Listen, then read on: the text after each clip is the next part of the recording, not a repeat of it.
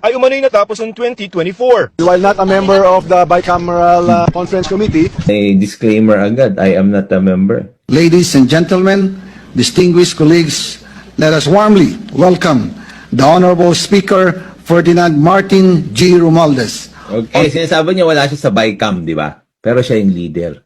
At nandyan siya. Niloloko lang talaga tayo. Honorable Speaker. Thank you, Mr. Chairman.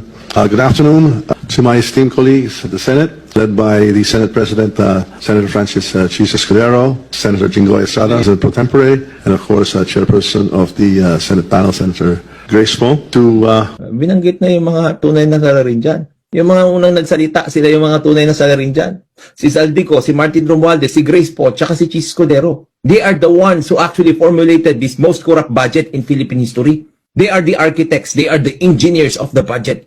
Why are they not included? Kaya natin tanggal si Magalong eh. Ganyan lang naman kasimple yan. Hindi pa na-uncover yung gaano kalalim ng korupsyon na yan. Litaw na yung pangalan ni Martin Romualdez at ni Zaldico. Ngayon, na-discover na kung gaano kalalim yung korupsyon na yan, sila yung walang kasalanan. They are the masterminds of the most corrupt budget and yet they are faultless. Tapos kaninong budget yan? Budget yan ni PBBM.